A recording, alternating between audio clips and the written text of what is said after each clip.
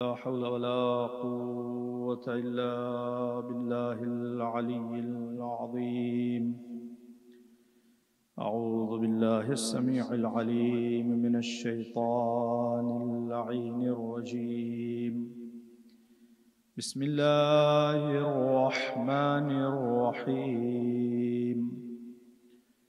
الحمد لله رب العالمين بارئ الخلائق أجمعين، والصلاة والسلام والتحية والإكرام على أشرف الأنبياء والمرسلين حبيب إله العالمين سيدنا ومولانا أبي القاسم محمد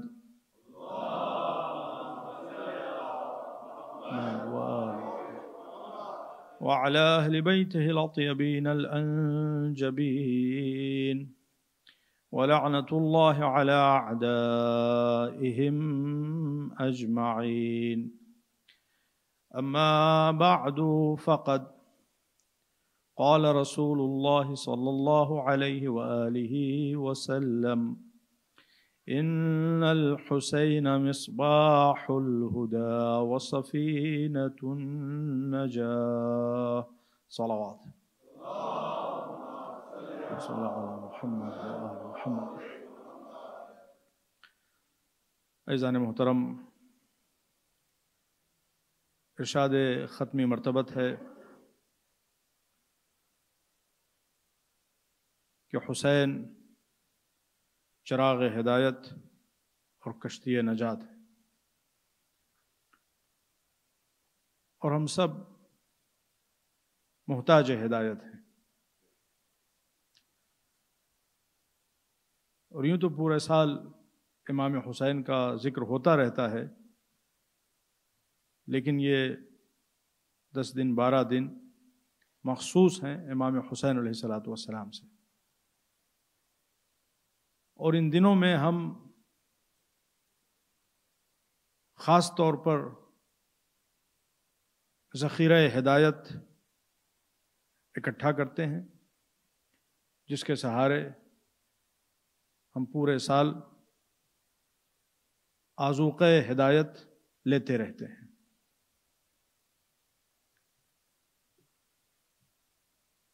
اور ہدایت کی امپورٹنس کے لیے یہی کیا کم ہے کہ صرف 2 دعائیں واجب ہیں. جتنی بھی دعائیں آپ مانگتے ہیں وہ سب مستحب ہیں، لیکن 2 دعائیں واجب ہیں. انسان دعائیں مانگتا ہے، رزق میں وسعت کے لیے دعائیں مانگتا ہے، حج بیت اللہ کی زیارت کے لیے دعائیں مانگتا ہے، اچھے مکان کے لیے دعائیں مانگتا ہے، اپنی جنت کے لیے دعائیں مانگتا ہے، جہنم سے نجات کے لیے. اور ماشاءاللہ ہمارے پاس دعاؤں کا جو ذخیرہ ہے وہ بے مثل و بے نظیر ہے، محمد و آل محمد علیہ السلام کی عنایات کے صدقے میں. اور یہ خود ایک ڈیٹیل ٹاپک ہے، اس پہ ہم پھر کبھی عرض کریں گے. لیکن جتنی بھی دعائیں انسان مانگتا ہے وہ سب مستحب ہیں. 2 دعائیں واجب ہیں. ایک دعا جو واجب ہے وہ دعائے ہدایت ہے. سورہ الحمد کے بغیر نماز ہو سکتی ہے؟ لا صلاۃ الا بفاتحۃ الکتاب. کوئی بھی نماز سورہ الحمد کے بغیر نہیں ہو سکتی. اگر دوسری صورت نہیں یاد ہے تو دوسری رکعت میں بھی سورہ الحمد یعنی تو نماز ہو جائے گی. اگر دوسری رکعت کسی کو دوسری سورہ نہیں یاد ہے تو صرف سورہ الحمد کے ساتھ نماز ہو جائے گی، لیکن اگر سورہ الحمد نہ یاد ہو تو نماز نہیں ہو سکتی. تو سورہ الحمد میں ہم کیا کہتے ہیں؟ سورہ الحمد میں ہم ایک دعا مانگتے ہیں، اور وہ دعا کیا ہے؟ اہدنا الصراط المستقیم صراط الذین انعمت علیہم غیر المغضوب علیہم ولا الضالین. تو دعائے ہدایت واجب ہے۔ اب ظاہر ہے کہ وہ ترجمہ الگ الگ کیا جاتا ہے، پروردگار مجھے ہدایت کا راستہ دکھا، یا یہ کہ مجھے ہدایت کے راستے پہ قائم رکھ، کہ مجھے مسلسل ہدایت کے راستے پہ گامزن رکھ، ہدایت کا راستہ دکھاتے، وہ الگ الگ مسئلہ ہے۔ لیکن یہ دعا بہرحال واجب ہے، کوئی دعا انسان نہ مانگے مگر یہ دعا مانگنا واجب ہے۔ اور ایک دعا اور بھی واجب ہے، وہ کون سی دعا ہے؟ اللہم صل علی محمد و آل محمد۔ اللہم صل علی محمد۔ کوئی صاحب پوری نماز پڑھ لیں، بہت سکون کے ساتھ پڑھیں، بہت خضوع و خشوع کے ساتھ پڑھیں، عاجزی کے ساتھ پڑھیں، اور تمام آداب اور جو خصوصیات ہیں نماز کی ان کا لحاظ رکھتے ہوئے نماز پڑھیں، مگر آخر میں محمد و آل محمد پہ درود و سلام نہ بھیجیں۔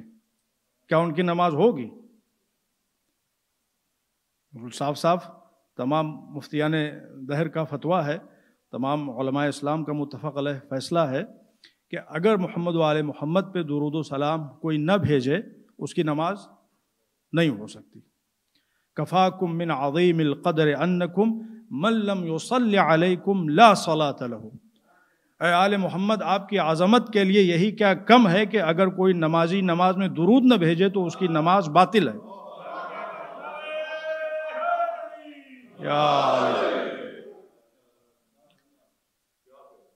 تو ایک دعا آغاز نماز میں ہوتی ہے، دعائے ہدایت، اور ایک دعا اختتام نماز پہ ہوتی ہے، صلوات بر محمد و آل محمد۔ تو یہ دو دعائیں واجب ہیں، مگر نماز کیا ہے؟ مومن کی معراج ہے۔ الصلاۃ معراج المومن، نماز مومن کی معراج ہے۔ جب ہم معراج پہ جاتے ہیں، اللہ سے کلوسسٹ پوائنٹ پہ ہوتے ہیں، تو وہاں ہم اللہ سے دو چیزیں مانگتے ہیں۔ ایک ان دی بگننگ مانگتے ہیں، پروردگار ہمیں ہدایت عطا فرما، اور پھر ایک ٹورڈز دا اینڈ مانگتے ہیں کہ خدایا محمد و آل محمد پہ درود و سلام بھیج۔ گویا کہ جو دعا ہم نے آغاز معراج میں اللہ سے مانگی تھی، وہ دعا قبول ہوئی یا قبول نہیں ہوئی، اس کا فیصلہ انجام نماز میں کر دیا جاتا ہے۔ ہم نے ہدایت مانگی تھی، اللہ نے آخر نماز میں محمد و آل محمد پہ درود و سلام فرض کر کے ہم کو یہ پیغام دیا ہے کہ تم نے ہدایت مانگی، ہم نے ہدایت تم کو دے دی، اور اسی ہدایت کا نام ہے محمد و آل محمد علیہ السلام۔ اللہم صل علی محمد و آل محمد۔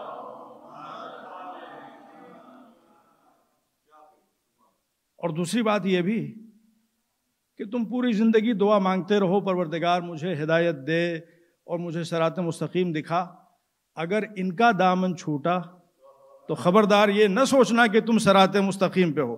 پوری زندگی نماز پڑھتے رہو گے، صراط مستقیم کی دعا مانگتے رہو گے، مگر الٹے منہ جہنم میں پھینک دیے جاؤ گے۔ اگر صراط مستقیم چاہیے تو یہی صراط مستقیم ہے، یہ نہیں کہ ان سے صراط مستقیم ملے گا، یہی علی اور اولاد علی ہی صراط مستقیم ہیں۔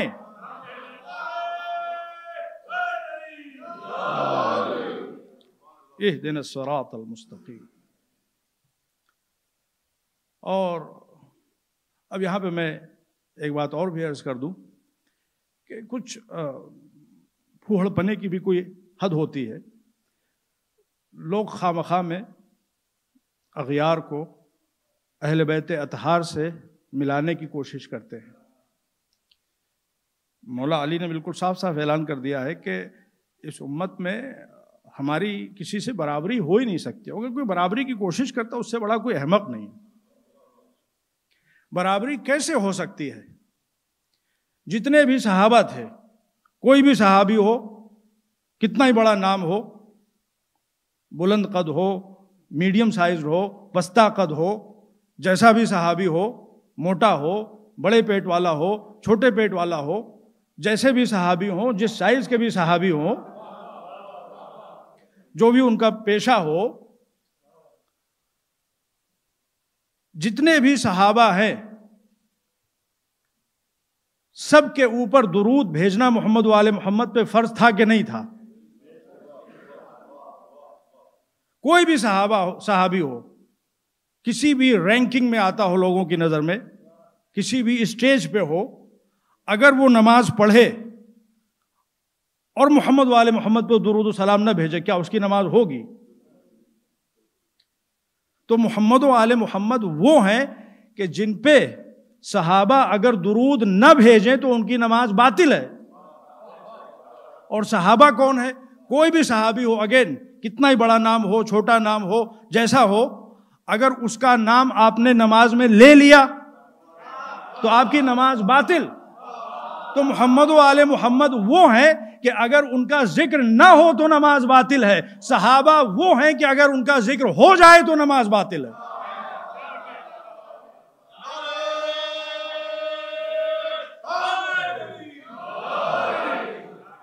میں سمجھتا ہوں اگر یہی ایک فرق دنیا سمجھ لے تو یہی مور دین انف ہے اہل بیت علیہم الصلوۃ والسلام کی عظمت کو اجاگر کرنے کے لیے۔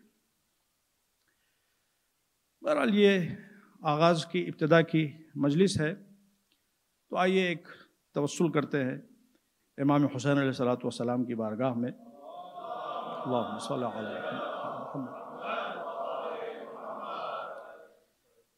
مولا آپ کے جد بزرگوار کا ارشاد ہے، اکرم الضیف ولو کان کافرا، مہمانوں کا احترام کرو، مہمانوں کا خیال رکھو، چاہے وہ کافر ہی کیوں نہ ہو۔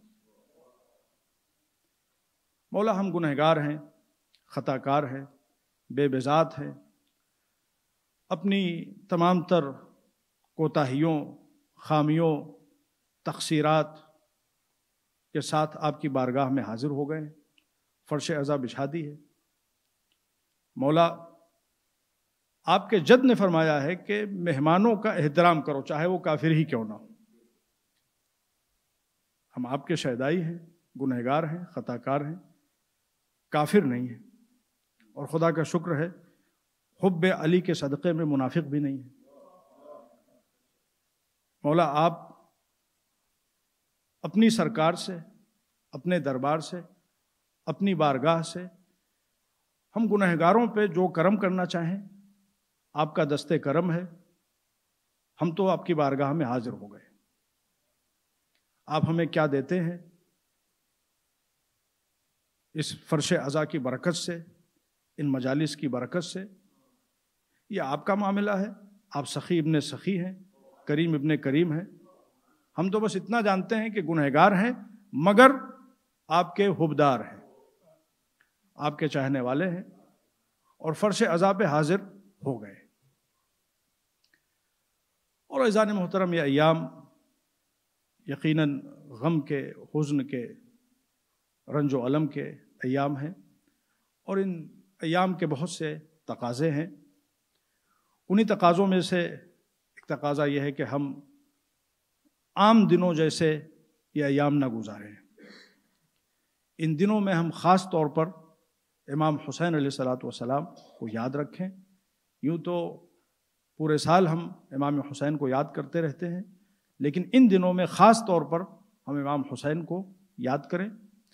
اور یوں تو مستحب ہے اور بہت تاکید کی گئی کہ جب بھی ہم پانی پئیں تو شروع میں بسم اللہ کہیں، اور پانی پینے کے بعد ہم امام حسین پر درود و سلام بھیجیں۔ اور اس کی بڑی فضیلت ہے، امام حسین پہ درود و سلام، اور قاتلین امام حسین پہ لعنت۔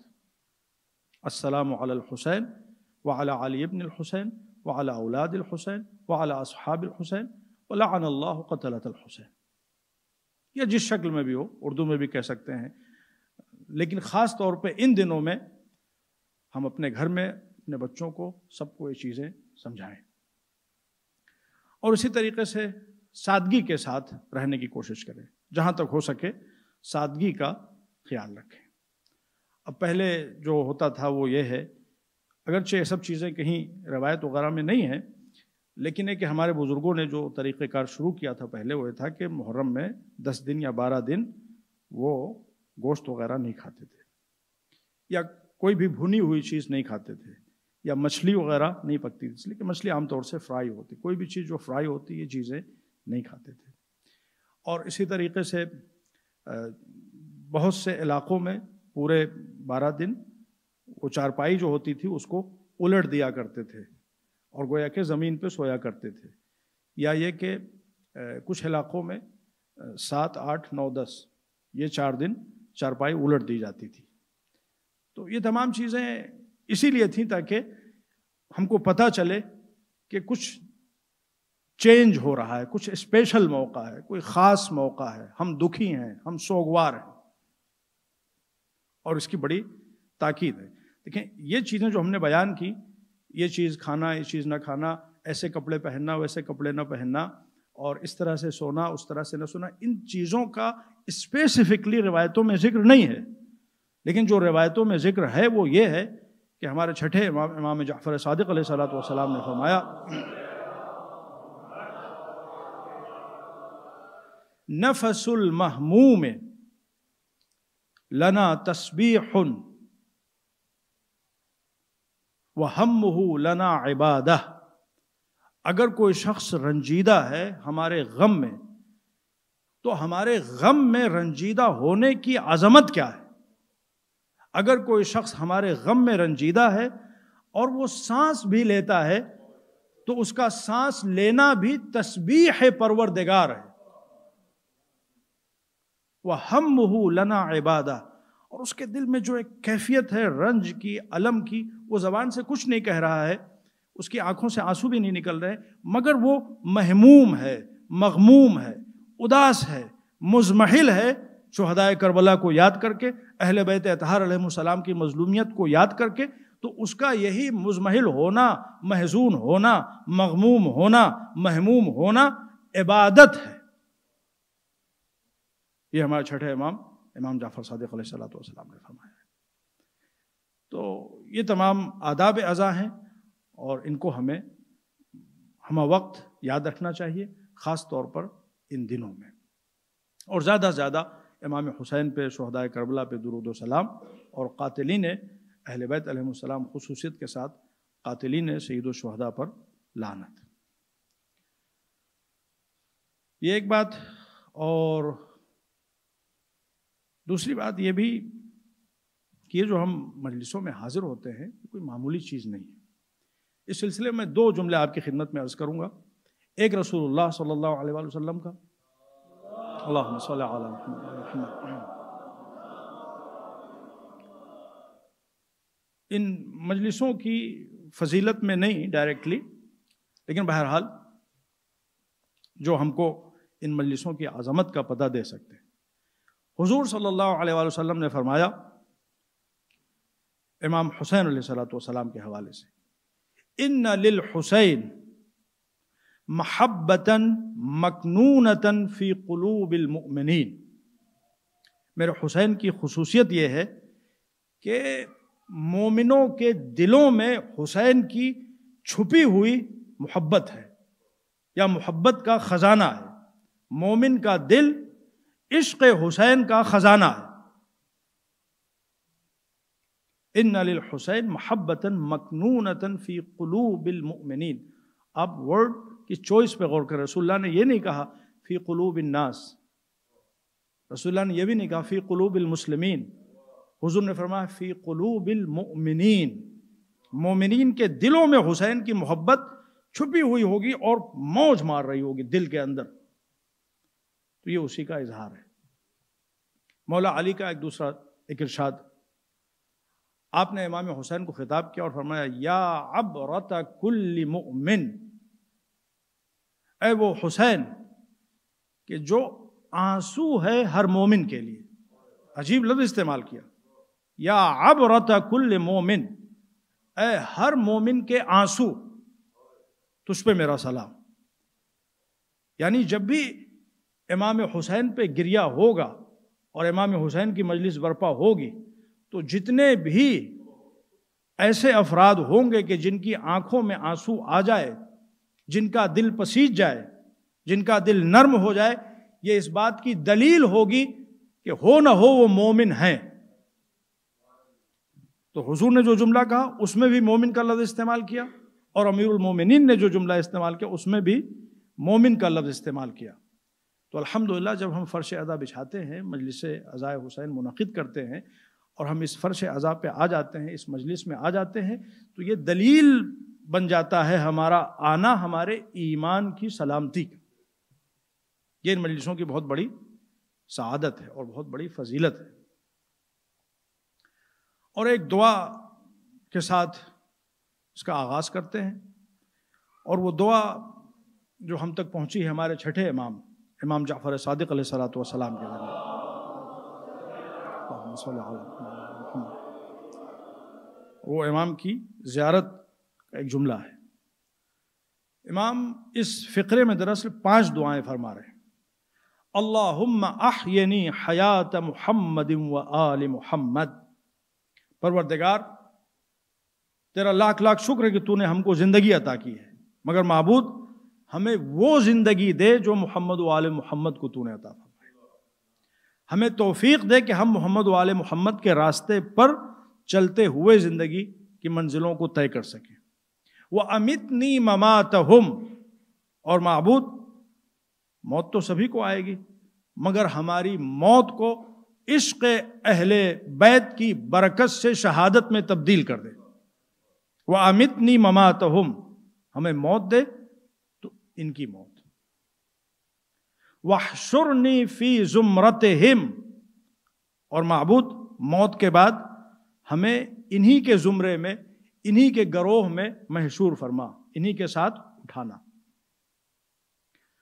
وَتَوَفَّنِي عَلَى مِلَّتِهِمْ، اور ہمیں انہی کے دین پر اٹھانا۔ اور پھر اس کے بعد جو آخری جملہ ہے وہ یہ ہے، دیکھیں اگر کوئی زندگی گزارتا ہے محمد و آل محمد کی زندگی، اس کی زندگی کے بارے میں کوئی شک کر سکتا ہے کہ کامیاب زندگی تھی یا ناکامیاب زندگی تھی، اس سے بڑی کامیاب زندگی کیا ہو سکتی ہے؟ اور اگر کوئی مر جائے محمد و آل محمد کے راستے پر، یعنی اس کی موت محمد و آل محمد علیہ الصلوۃ والسلام کی موت بن جائے، تو اگین کوئی اس کے سلسلے میں شک کر سکتا ہے کہ وہ کامیاب ہوا کہ نہیں؟ پوری دنیا کامیابی کے پیچھے دوڑ رہی ہے، کامیابی حقیقت میں اہل بیت کے عاشقوں کے پیچھے دوڑ رہی ہے۔ اور پھر اس کے بعد میں انہی کی ملت پہ اس کو اٹھا لیا جائے، اور انہی کے زمرے میں، انہی کے گروہ میں اس کو محشور کر دیا جائے۔ تو یہ تمام چیزیں اس بات کی دلیل ہیں کہ نہیں ہے کہ ہم کامیاب ہو گئے، اور یہ سب ہماری دلی تمنائیں ہیں، اور ان سے بڑی نہ کوئی ہماری خواہش ہے، نہ ان سے بڑی کوئی ہماری تمنا ہے، نہ ان سے بڑا ہمارا کوئی شغف ہے، نہ ان سے اہم کوئی ہمارا شیوا ہے۔ لیکن مسئلہ یہ ہے کہ یہ تمام چیزیں حاصل کیسے ہوں گی؟ ان تمام چیزوں کو ہماری زندگی ان کی زندگی بن جائے، ہماری موت ان کی موت بن جائے، ہم ان کی ملت پر، ان کے دین پر اٹھائے جائیں، ان کے گروہ میں اٹھائے جائیں۔ یہ چاروں دعائیں کس طرح سے قبول ہوں گی، اس کا بھی آخر میں نسخہ بیان کیا گیا ہے۔ وَلَا تُفَرِّقْ بَيْنِي وَبَيْنَهُمْ طَرْفَةَ عَيْنٍ أَبَدًا، پروردگار ایک لمحے کے لیے بھی، ایک لمحے کے لیے بھی، طرفتا عین کا مطلب جانتے ہیں کیا ہوتا ہے؟ یہ جو بلنک آف آئی ہوتی ہے، جو آپ پلک جھپکتے ہیں، اس کو کہتے ہیں طرفتا عین۔ جب کبھی شارٹیسٹ ٹائم کو گیج کرنا ہوتا تھا یا میجر کرنا ہوتا تھا عربی زبان میں، اب آج تو ظاہر سی بات ہے بہت سے نمبرز ہیں اور بہت سے نیمز ہیں، بہت سے میتھڈز ہیں، مگر عربی زبان میں اس زمانے میں جب یہ کہنا ہوتا تھا کہ منیمم، چھوٹے سے چھوٹا، مختصر سے مختصر، کم سے کم وقت، تو کہا جاتا تھا طرفت عین، پلک جھپکنا۔ تو امام آخر میں فرماتے ہیں کہ پروردگار ہمارے اور محمد و آل محمد کے درمیان ایک لمحے کے لیے بھی جدائی نہ ہونے پائے۔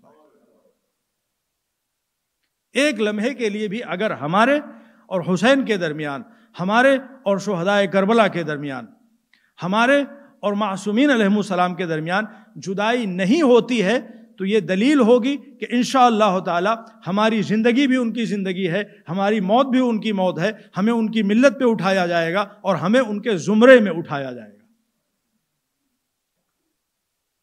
اچھا، اب یہاں پہ ایک سوال یہ بھی پیدا ہوتا ہے کہ ہم کیا کریں کہ ہمارے اور ان کے درمیان ایک لمحے کے لیے بھی جدائی نہ ہو۔ اب اس کے بہت سے اصول ہیں، بہت سے قوانین ہیں، بہت سی چیزیں ہیں جو ہمیں یاد رکھنا ہوں گی، بہت سے کام ہیں جو ہمیں انجام دینے ہوں گے، بہت سے کام ہیں جن سے ہمیں اپنے آپ کو بچانا ہوگا. مگر میں صرف ایک جملہ عرض کروں. امام زین العابدین علیہ الصلوۃ والسلام، اللہم صل علی محمد، انہوں نے دعائے ابو حمزہ ثمالی میں بہت خوبصورت دعا ہے، ون آف دی لینتھیسٹ دعا، اس میں ایک جملہ زبان مبارک پہ جاری کیا جس کے ذریعے سے اس کا راز ہمارے سامنے ڈسکلوز کر دیا کہ ہم کیا کریں کہ ہمارے اور محمد وآل محمد کے درمیان ایک لمحے کے لیے بھی جدائی نہ ہو. اس لیے کہ اگر ایک لمحے کے لیے بھی ہمارے اور ان کے درمیان جدائی ہو گئی تو اس کا مطلب یہ ہے کہ ہمارے اور صراط مستقیم کے درمیان، جیسے کہ شروع میں ہم نے عرض کیا، اگر ایک لمحے کے لیے بھی ہم میں اور محمد وآل محمد میں جدائی ہو گئی تو ہم میں اور ہدایت میں جدائی ہو گئی. اگر ہم میں اور محمد وآل محمد میں جدائی ہو گئی تو ہم میں اور نجات میں جدائی ہو گئی. اگر ہم میں اور محمد وآل محمد میں جدائی ہو گئی تو ہم میں اور جنت کے اعلیٰ ترین مقامات میں جدائی ہو گئی. تو اہل بیت اطہار سے ایک لمحے کے لیے بھی ہمیں جدا نہیں ہونا ہے. اور وہ ارشاد بھی آپ حضرات کے پیش نظر ہے کہ جس میں صاف صاف کہا گیا ہے المتقدم لهم مارق والمتأخر عنهم زاہق واللازم لهم لاحق. اہل بیت کی شان یہ ہے کہ جو ان سے آگے بڑھ جائے وہ بھی ہلاک ہے، جو پیچھے رہ جائے وہ بھی ہلاک ہے، جو مسلسل چپکا رہے، قدم سے قدم ملا کے چلتا رہے، وہی نجات یافتہ ہے.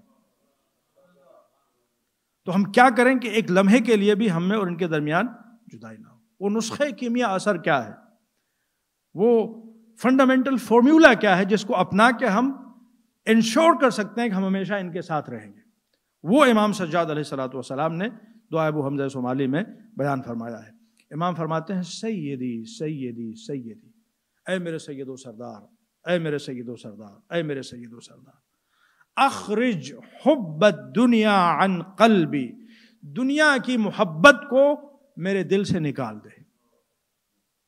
واجمع بینی وبین المصطفیٰ وآلہ، اور اے پروردگار میرے محمد مصطفیٰ اور ان کی پاک و پاکیزہ آل جن سے بہتر کائنات میں کوئی نہیں ہے، ہمارے اور ان کے درمیان ملاپ قائم کر دے، مجھے ان کے ساتھ ملحق فرما دے، مجھے ان کے ساتھ جمع فرما دے. گویا نتیجہ یہ نکلا کہ اگر ہم محمد و آل محمد کے ساتھ رہنا چاہتے ہیں، محمد و آل محمد سے ایک لمحے کے لیے بھی جدا نہیں ہونا چاہتے، محمد و آل محمد کا دامن ہمہ وقت ہمارے ہاتھوں میں رہے، محمد و آل محمد علیہ الصلوۃ والسلام کی پیروی ہمارا مقدر بن جائے، دنیا اور آخرت میں بھی ہم ان کے ساتھ رہیں، قبر میں اور برزخ میں بھی ان کے ساتھ رہیں. اگر ہم اس کمال کی معراج تک پہنچنا چاہتے ہیں تو اس کمال کے معراج کے سیڑھی کا نام ہے دنیا سے دوری اور دنیا کی محبت کو اپنے دل سے نکال کے باہر پھینک دینا. جب تک دنیا کی محبت ہمارے دل سے نہیں نکلے گی، اہل بیت کی حقیقی محبت ہمارے دل میں جاگزین نہیں ہو سکے گی. دنیا کی محبت اہل بیت علیہ الصلوۃ والسلام کی محبت کی راہ میں رکاوٹ پیدا کرتی ہے. اور ان دنوں میں یہ جو خاص طور سے 10 دن ہیں، ان 10 دنوں میں ہم اہل بیت علیہ الصلوۃ والسلام سے بہت کچھ مانگ سکتے ہیں، لیکن مجھے نہیں یاد آ رہا ہے کہ ہم اس سے بہتر کوئی چیز مانگ سکتے ہیں جو امام جعفر صادق علیہ الصلوۃ والسلام نے پنجتنی دعا کی شکل میں، امام کی یہ پنجتنی دعا، اس سے بہتر کوئی دعا مجھے نہیں سمجھ میں آ رہا ہے کہ ان 10 دنوں میں ہم خاص طور سے اہل بیت علیہ الصلوۃ والسلام کی بارگاہ میں توسل کر کے اللہ سے مانگیں، اور پھر اس دعا کو حاصل کرنے کے لیے جو فارمولا امام سجاد نے بیان کیا ہے، مجھے اس سے بہتر کوئی فارمولا بھی سمجھ میں نہیں آتا. اور یہ دونوں پوائنٹس میں نے آپ حضرات کی خدمت میں عرض کر دیا. ایک صلوات پڑھ دیں محمد و آل محمد.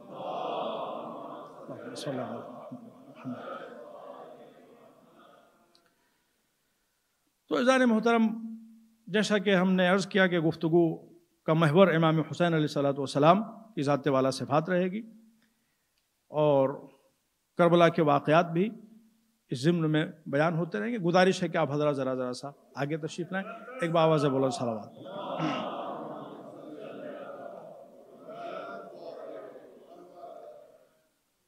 تو کل ہم نے آپ حضرات کی خدمت میں امام حسین علیہ الصلوۃ والسلام کے قیام کا اصل مقصد اور پھر اچیومنٹ بیان کیا. اور آج جو مختلف اسٹیپس امام حسین علیہ السلام نے اٹھائے ہیں ترتیب وار، ان کو بھی ہم جلدی جلدی آپ کی خدمت میں عرض کر دیں، اور وہ بھی قرآن کریم کی آیتوں کے سائے میں. ایک صلوات پڑھ دیں محمد و آل محمد.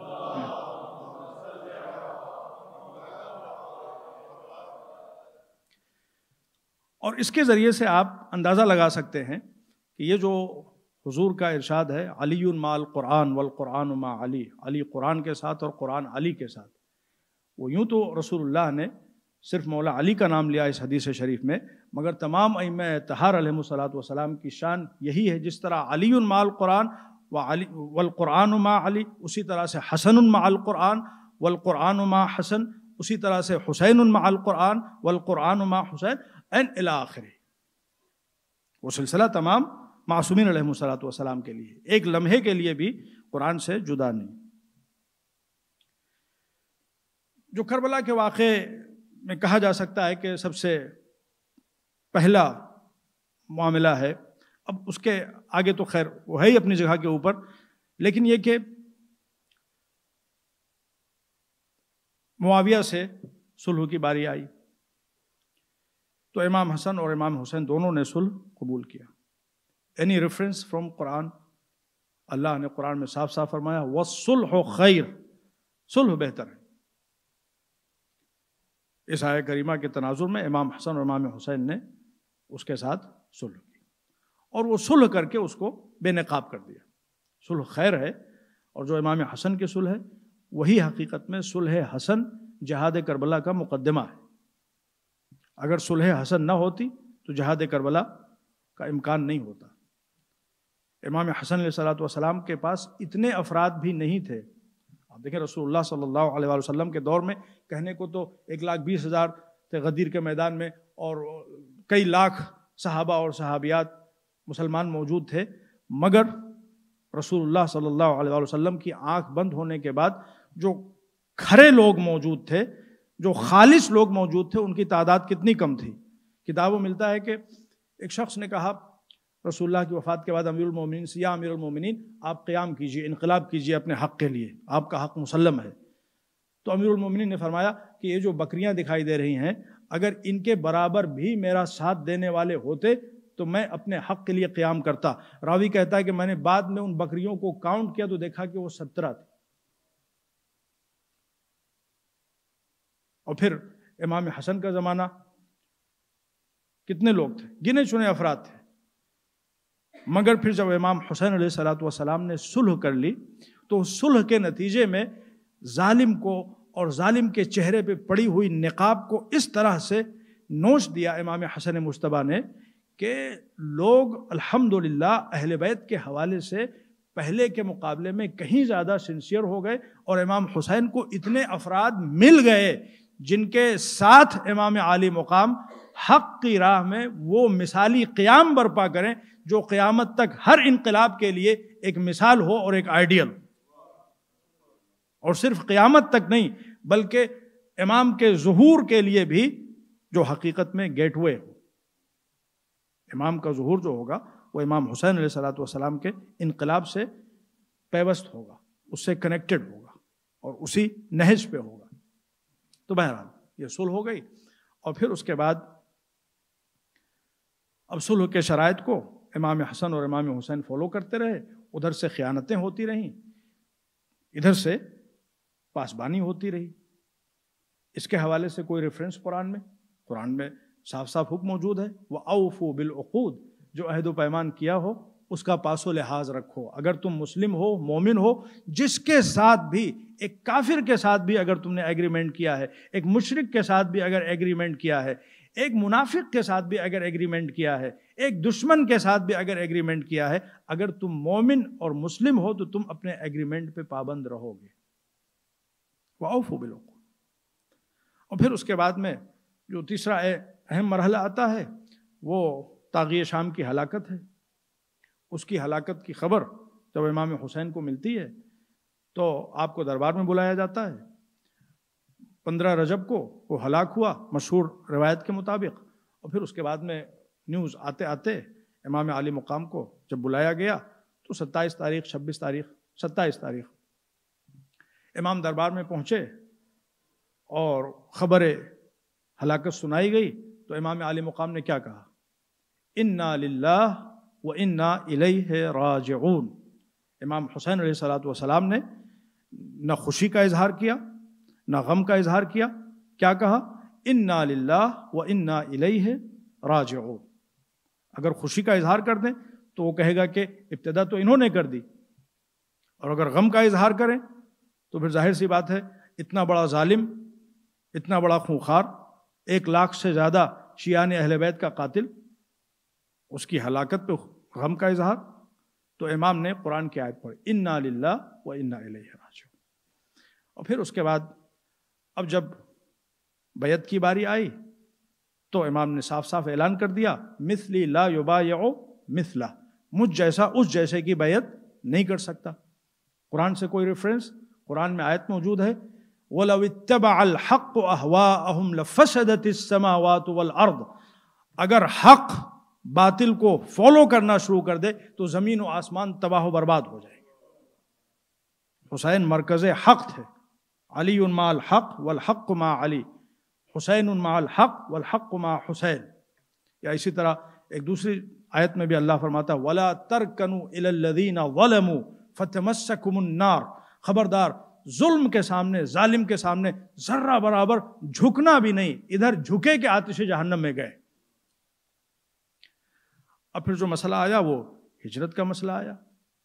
مدینے میں رہتے مگر مدینے سے نکل رہے ہیں، کیوں مدینے سے نکل رہے ہیں؟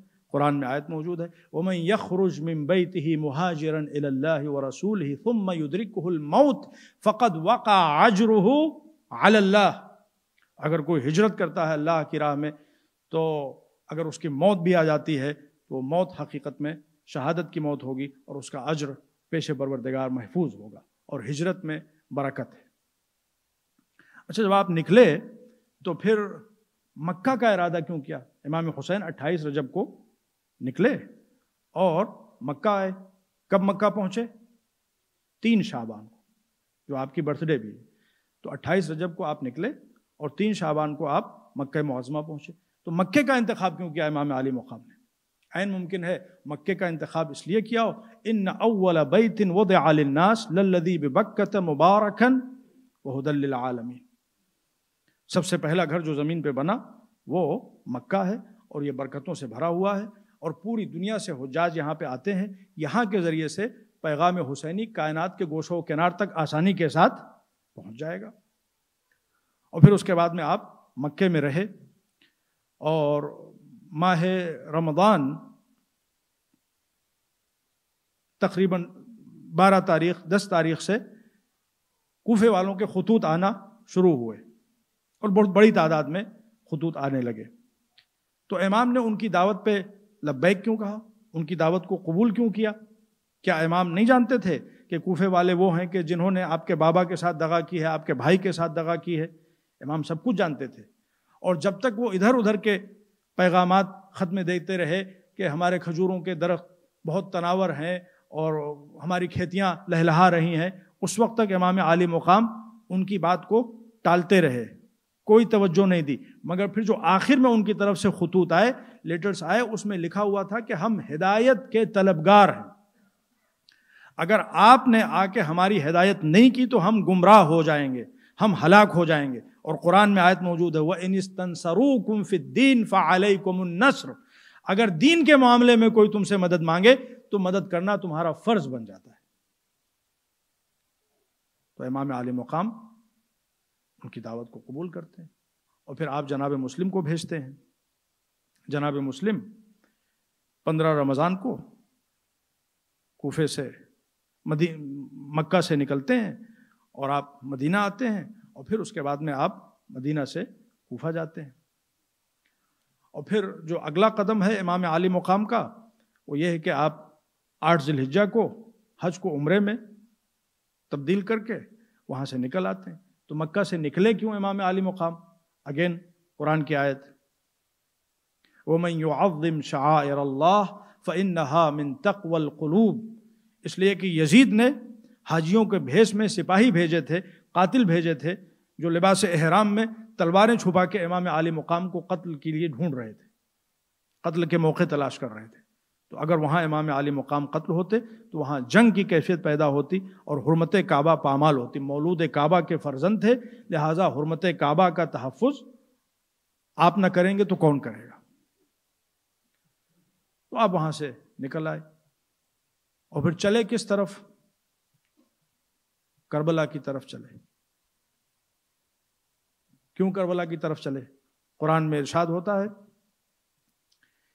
ان کنتم، ارشاد ہوتا ہے لبرز الذین کتب علیہم القتل الی مضاجعہم، اگر تم اپنے گھروں میں بیٹھے رہو گے کوئی بات نہیں، جن کے مقدر میں اللہ نے شہادت لکھ دی ہے وہ اپنے پیروں پہ چل کے مقتل میں آ جائیں گے. تو امام عالی مقام مقتل کی طرف جا رہے ہیں. پھر اس کے بعد حر کے لشکر سے ملاقات ہوئی. یہ تمام کربلا کے ایونٹس ہیں، واقعات ہیں. حر کے لشکر سے ملاقات ہوئی تو وہاں پہ حر کی طرف سے جفا ہی جفا، حسین کی طرف سے کرم ہی کرم. یہ کیوں؟ قرآن میں آیت موجود ہے، ادفع السیئۃ بالحسنہ فاذا الذی بینک وبینہ عداوہ کأنہ ولی حمیم. جو تمہارا دشمن بھی ہو، اگر تمہارے ساتھ کوئی برائی کر رہا ہے تو برائی کو بھلائی سے دور کرو. اگر تم برائی کو بھلائی سے دور کرو گے تو تمہارے اور اس کے درمیان اگر دشمنی ہے تو دشمنی عین ممکن ہے کہ دوستی میں تبدیل ہو جائے. اور کربلا میں پھر وہی ہوا، حر امام کے ساتھ ملحق ہو گئے. اور پھر اس کے بعد آپ جب کربلا کی سرزمین پہ پہنچے ہیں تو دریائے فرات کے کنارے خیمے لگائے گئے. پھر آپ نے خیمے ہٹوا دیے اس لیے کہ ادھر کی طرف سے اصرار ہوا. اس کا کوئی ریفرنس قرآن میں اس کا بھی ریفرنس موجود ہے. ان اللہ مبتلیکم بنہر فمن شرب منہ فلیس منی ومن لم یطعمہ فانہ منی. طالوت و جالوت کا لشکر، وہ پورا واقعہ آپ کے سامنے قرآن میں اللہ نے بیان کیا ہے. جب طالوت اپنے لشکر کو لے کے جا رہے تھے تو انہوں نے اپنے لشکر والوں سے کہا کہ دیکھو اللہ تمہارا ایک نہر کے ذریعے سے امتحان لے گا، پانی کے ذریعے سے امتحان لے گا. جو پانی پہ ٹوٹ پڑے گا وہ ہمارا نہیں ہوگا، اور جو پانی سے گریز کرے گا، پانی کو خاطر میں نہیں لائے گا، وہی ہمارا ہوگا. تو یہاں پہ بھی امام علی مقام نے کہا کہ نہیں، ہم اس کے لیے جنگ نہیں کریں. اور پھر اس کے بعد جو اگلا مرحلہ ہے وہ یہ ہے کہ ایک طرف کم از کم 30,000 کا لشکر، دوسری طرف صرف 72. اس کے باوجود امام علی مقام لڑے. امام علی مقام نے مقابلہ کیا. مقابلہ کیوں کیا امام علی مقام نے؟ اتنی کم تعداد اور ادھر اتنی بڑی تعداد، پھر بھی مقابلہ کر رہے ہیں. اس لیے کہ قرآن میں آیت موجود ہے، کم من فئۃ قلیلۃ غلبت فئۃ کثیرۃ باذن اللہ واللہ مع الصابرین. ایسا ہو چکا ہے تاریخ میں کہ بہت چھوٹے چھوٹے لشکر بہت بڑے بڑے لشکروں کو شکست فاش دے چکے ہیں، اور اللہ تو ہمیشہ صبر کرنے والوں کے ساتھ رہا ہے. اور پھر اس کے بعد اعز و اقربا جام شہادت نوش کر چکے، سب شہید ہو چکے. امام حسین تنے تنہا، مگر پھر بھی وہ لڑائی لڑی کہ تاریخ بشریت میں ایک مثالی لڑائی مانی جاتی ہے، ایک مثالی جنگ مانی جاتی ہے. کیوں؟ اس لیے کہ اللہ قرآن میں فرماتا ہے سورہ مبارک صف میں، ان اللہ یحب الذین یقاتلون فی سبیلہ صفا کأنہم بنیان مرصوص. اللہ ان سے عشق کرتا ہے کہ جو اس کی راہ میں جب جہاد کی باری آتی ہے تو سیسا پلائی ہوئی دیوار بن کر میدان جنگ میں نبردآزما ہو جاتے. اور پھر اس کے بعد تلوار نیام میں رکھ لی، اس لیے کہ اللہ قرآن میں فرماتا ہے یا ایتھا النفس المطمئنہ ارجعی الی ربک راضیۃ مرضیہ. اور پھر حسین شہید ہو گئے. شہادت کے بعد بھی جو ہونا ہے وہ بھی اللہ نے قرآن میں بیان کر دیا، رزلٹ بھی اللہ نے قرآن میں سنا دیا. پورا واقعہ کربلا قرآن میں موجود ہے، جو رزلٹ ہے وہ بھی قرآن میں موجود ہے. وَلَا تَحْسَبَنَّ الَّذِينَ قُتِلُوا فِي سَبِيلِ اللَّهِ أَمْوَاتًا بل احیاء عند ربہم یرزقون، خبردار یہ تصور بھی نہ کرنا جو ہماری راہ میں مار ڈالے گئے وہ مر گئے، جو ہماری راہ میں جان دے دیتا ہے وہ زندہ جاوید بن جاتا ہے، انہیں مردہ تصور بھی نہ کرنا۔ حسین مردہ نہیں ہے، حسین زندہ ہیں، صرف زندہ نہیں ہیں، زندوں کو جو حیات بانٹ رہا ہے، اس حیات بانٹنے والی شخصیت کو اور ذات والا صفات کو حسین ابن علی کہا جاتا ہے۔ حیات صدقہ ہے حسین ابن علی کا۔ تو یہ عزیزان محترم کربلا کا واقعہ اللہ نے قرآن میں بیان کیا، اور پہلی محرم ہے، پہلی محرم کو عام طور سے سفیر حسینی کا ذکر ہوتا ہے۔ ارباب اعزاز ذرا تصور کیجئے، جناب مسلم بن عقیل، ان کی عظمت کوئی تصور کر سکتا ہے؟ حضرت یوسف اللہ کی بارگاہ میں دعا کرتے ہیں تڑپ کے، توفنی مسلمہ، پروردگار مجھے مسلم بنا کے اٹھا، جو تیری بارگاہ میں مکمل طور پہ سرنڈرڈ ہو۔ یہ مسلم نام کے مسلم نہیں ہے، حقیقی معنی میں مسلم ہے، سرنڈر ہے اللہ کی بارگاہ میں۔ اللہ کی بارگاہ میں تسلیم ہونے کی دلیل کیا ہے؟ حسین کی بارگاہ میں تسلیم ہے۔ امام عالی مقام نے جو کام دے دیا اس کام پہ لگ گئے، کوئی چوں چرا نہیں، کوئی اعتراض نہیں۔ یہ شہادت گاہ الفت میں قدم رکھنا ہے، لوگ آسان سمجھتے ہیں مسلمان۔ مسلم نے ہم کو بتایا ہے کہ سچا مسلم کون ہوتا ہے۔ قرآن میں اللہ فرماتا ہے افنجعل المسلمین کالمجرمین، اس آیت کو آپ ہمیشہ یاد رکھیے گا۔ مسلم اور مجرم برابر نہیں ہو سکتے، جو مجرم ہوگا وہ مسلم نہیں ہوگا، جو مسلم ہوگا وہ مجرم نہیں ہوگا۔ افنجعل المسلمین کالمجرمین، جو مسلم کے مقابلے میں آئے وہ مجرم تھے، یہ مسلم حقیقی مسلم تھے۔ فیضان محترم، کیا عظمت ہے، کیا کردار ہے۔ کیسے پتہ چلا کہ جناب مسلم کس کے گھر میں تھے؟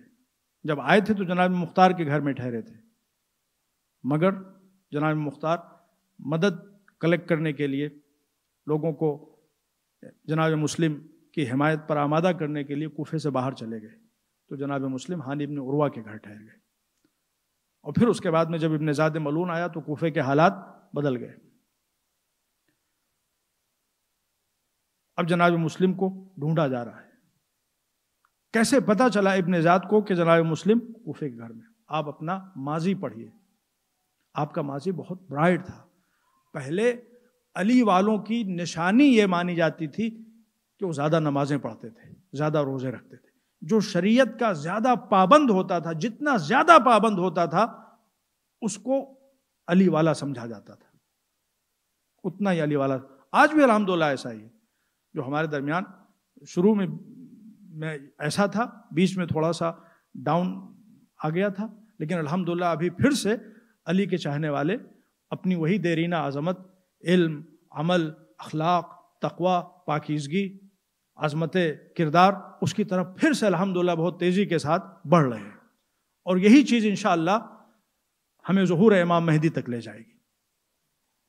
کتابوں میں ملتا ہے کہ کسی طرح سے جناب مسلم کا سراغ نہیں مل رہا تھا، تو ابن زیاد ملعون جو شیعہ حیدر کرار کی خصوصیات سے اچھی طرح سے واقف تھا، اس نے اپنے غلام معقل سے کہا کہ جاؤ جا کے مسجد میں بیٹھ جاؤ، دیکھو کون سب سے زیادہ نمازیں پڑھتا ہے، کون سب سے پہلے مسجد میں آتا ہے، کون سب سے آخر میں مسجد میں جاتا ہے، کون سب سے زیادہ شریعت کے اصولوں کو فالو کرتا ہے، سب سے اچھی قرآن کی تلاوت کرتا ہے، سمجھ جانا کہ وہی شیعہ علی ہے، اسی کے پیچھے لگ جاؤ، اسی کے ذریعے سے تم مسلم کا سراغ لگا پاؤ گے۔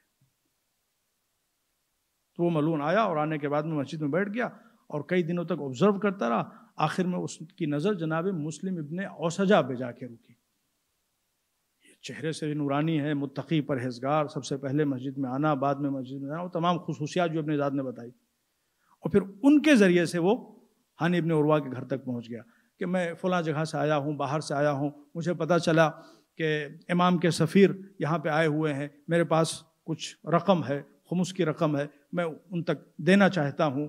انہوں نے کہا کہ مجھے دے دو، کہا کہ نہیں، میں خود ان سے ملنا چاہتا ہوں، ان کو سلام بھی کرنا چاہتا ہوں، اور وہ بھی عبادت میں لگ گیا، بندگی میں لگ گیا تو جناب مسلم ابن اوسجہ سمجھے کہ شاید یہ بھی علی والا ہے۔ اس طرح سے ظلم نے فریب کی تاریخ دہرائی اور جناب مسلم کا سراغ لگایا۔ یہ ہماری تاریخ ہے۔ یہ پوائنٹ ہم نے اسی لیے بیان کیا تاکہ ہمیں پتہ چلے کہ ہم کو پہچانا جاتا تھا کثرت نماز کے ذریعے، کثرت عبادت کے ذریعے۔ اور پھر اذان محترم، مصائب آپ حضرات کے پیش نظر ہیں، میں صرف 2 جملے آپ کی خدمت میں عرض کروں۔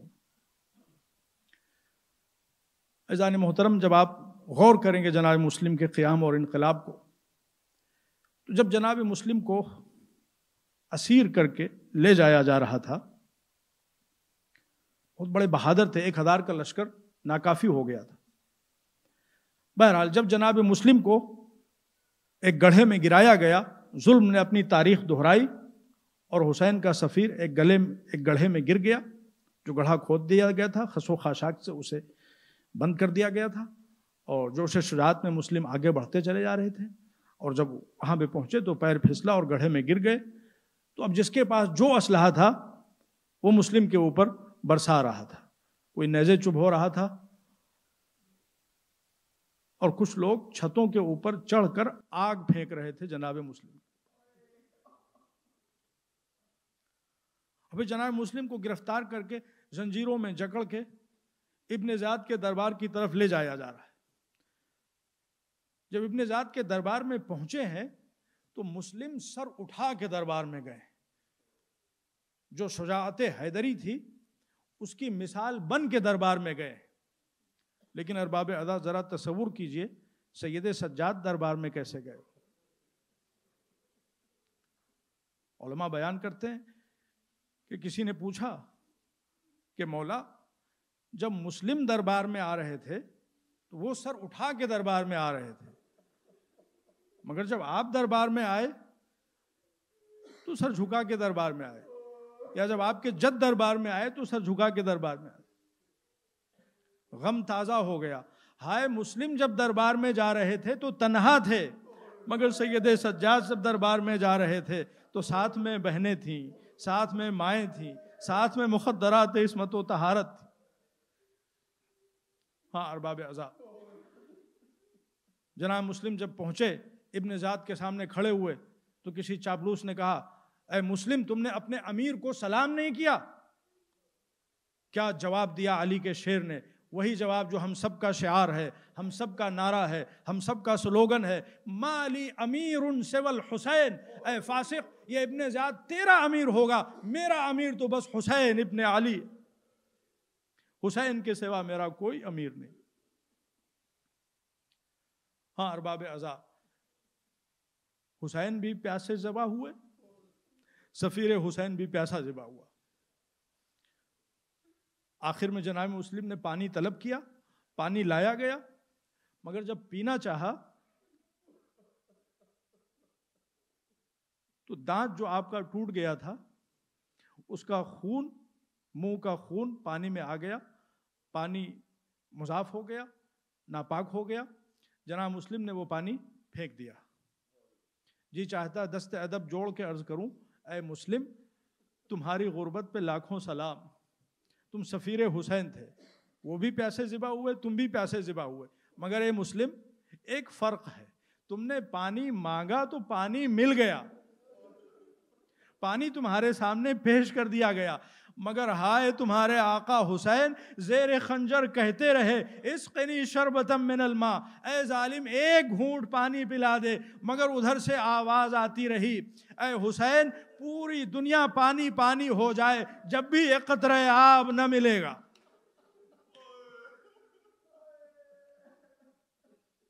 جزاکم ربکم خیر الجزا۔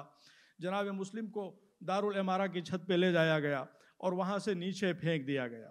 ہاں ارباب عذاب، ادھر امام عالی مقام راہ کربلا میں ہے، کربلا کے قریب پہنچے ہوئے ہیں، علم امامت سے آپ کو اطلاع ہو گئی، آپ کا دل تڑپنے لگا، آپ نے اپنے ایک صحابی سے کہا، جاؤ کوفے کے راستے پہ جا کے بیٹھ جاؤ، جب ادھر سے کوئی آنے والا ملے تو اس کو میرے پاس لے کے آؤ، مجھے اپنے بھائی مسلم کی خبرگیری کرنا ہے۔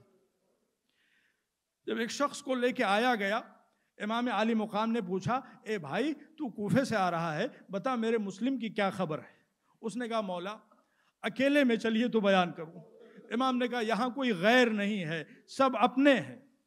ہاں ارباب عزا، اس نے کہا مولا مختصر لفظوں میں یوں سمجھ لیجئے کہ جب میں کوفے سے نکلا تھا تو میں نے اپنی آنکھوں سے دیکھا کہ جناب مسلم کے پیروں میں رسیاں بندھی ہوئی تھیں اور لاش کو کوفے کی گلیوں میں کھینچا جا رہا تھا۔ ہاں ارباب عزا، امام عالی مقام نے گریہ وزاری کیا، پھر اس کے بعد آنسوؤں کو پوچھا، خیمے میں گئے، بہن زینب مسلم کی بچی حمیدہ کو میرے سامنے لے آؤ۔ حمیدہ لائی گئی، امام عالی مقام نے حمیدہ کو اپنے زانوؤں پہ بٹھایا، اپنا ہاتھ حمیدہ کی پشت پہ پھیرتے ہیں، سر پہ پھیرتے ہیں، کچھ کہا نہیں، مگر بچی خاندان عصمت کی بچی تھی، ایک مرتبہ امام کے چہرے کی طرف دیکھتی ہے، چچا جان میرے بابا کی خیر تو ہے، آپ میرے ساتھ اس طرح سے محبت فرما رہے ہیں جیسے یتیموں کے ساتھ محبت کا اظہار کیا کرتے ہیں، جی چاہتا ہے دست ادب جوڑوں یا مولا حسین، آپ حمیدہ کو گوشوارے پہنائیے، حمیدہ کا خیال رکھیے، اس کے سر پہ دست شفقت پھیریے، مگر بس سکینہ سے ذرا نظریں چھپا کے، اس لیے کہ آج حمیدہ کے ساتھ جو کچھ آپ کر رہے ہیں سکینہ اگر دیکھ رہی ہیں تو کل کربلا میں آپ کی شہادت کے بعد جب یہی سکینہ ہوں گی، ظالم کے تماچے ہوں گے، کسی شقی کی برچھی کی انیاں ہوں گی، سکینہ ہوں گی، ایک طرف سے تماچے برسائے جا رہے ہوں گے، دوسری طرف سے پشت پہ تازیانے برسائے جا رہے ہوں گے، گھڑکیاں دے رہی ہوں گی، دلاسا دینے والا کوئی نہ ہوگا، یہی سکینہ ہوں گی، تڑپ تڑپ کے کبھی ہائے بابا کہہ رہی ہوں گی، کبھی ہائے چچا کہہ رہی ہوں گی، کبھی سید سجاد کو پکار رہی ہوں گی، کبھی پھوپھی اماں۔